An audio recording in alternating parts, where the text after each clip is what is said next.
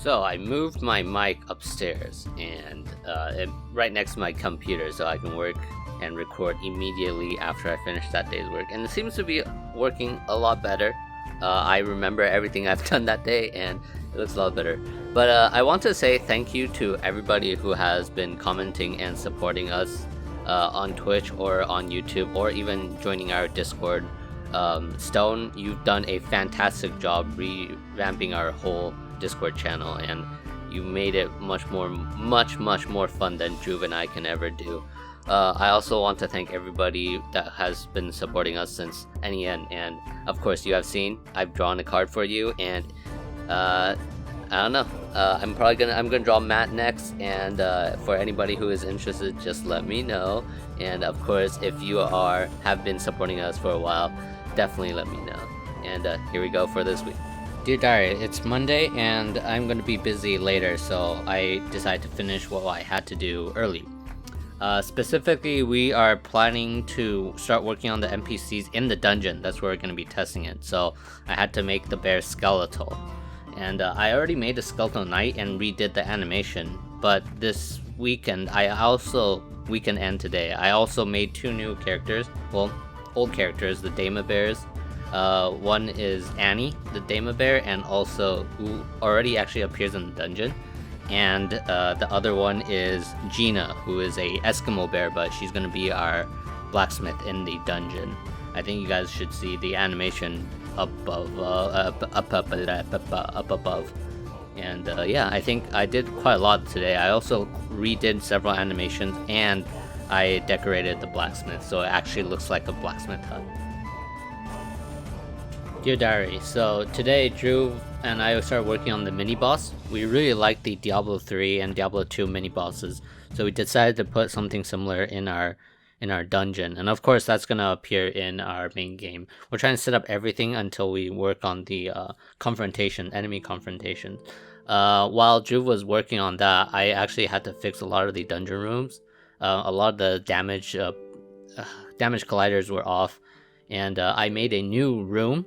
It's like a kitchen, because when I'm going through a dungeon and we're trying to test out the whole game, one of the things that stand out for us is the cooking system is actually quite fragmented and it feels very, very useless.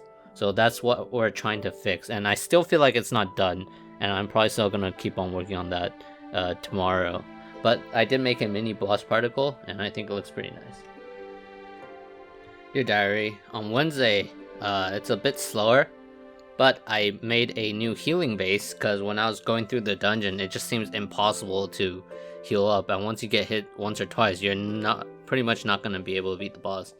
And what's a good way to heal? I thought of making food, but food automatically heals everything, so I had to spawn something that heals you.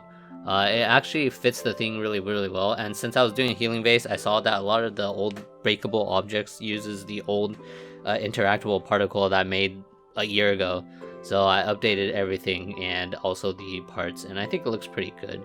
On Dhruv's side, he finished the mini boss and he fixed a bunch of stuff that was a problem that came with the mini boss, but overall it looks pretty nice. Aside from that, I also drew another card, and this time it's for Jalamba, one of our oldest supporter, and I really hope he likes his cards. And yeah, that's generally it on Wednesday. Dear Diary, on Thursday I did absolutely nothing because my computer was updating, and there were some problems. It was hacked a couple weeks ago, but my legs were also super sore because I did this crazy ramp where I rode my bike up this super steep ramp, and my legs are just dead. So I did nothing, and it feels horrible because I hate doing nothing. Dear Diary, today's Friday and we've done quite a lot. And good thing I'm recording this exactly right after we finish. I went through the dungeon and did an overhaul with all the lighting, specifically the torch. So we did have a mini map, like I said last week, but what we realized is it's not really done in the best way. So we don't actually use it during our dungeon run. So we have to find a way to leave some markers when you have entered a room. That's when I had the brilliant idea of making torches light up when you are close to it. so then it leaves a marker of what rooms you have been to already. While I was doing that, I also fixed up all the lightings for all the parts that have fire, and I think it looks really damn good. Drew's been working on the mini boss. He fixed the health bar, and I made a new animation and a particle effect, so when the mini boss sees you, he's gonna roar, and Drew put it in, and I think it looks pretty good. Overall, I think this week was awesome, especially when Drew did his first dungeon run fully, and he had to fight the boss, and he was right before he almost got obliterated by the boss in the second run, but he got into Reaper mode right before it, and it felt really good, and he liked it, and that's a really good sign because he's very critical. And if he likes something, if he finds anything fun, I think that means we have something on our hand. And yeah, that's generally it. We actually started working on the next floor, which was supposed to be next week's work, but since Drew finished earlier, I had to make this the room for him, and he's linking it right now actually while I record this.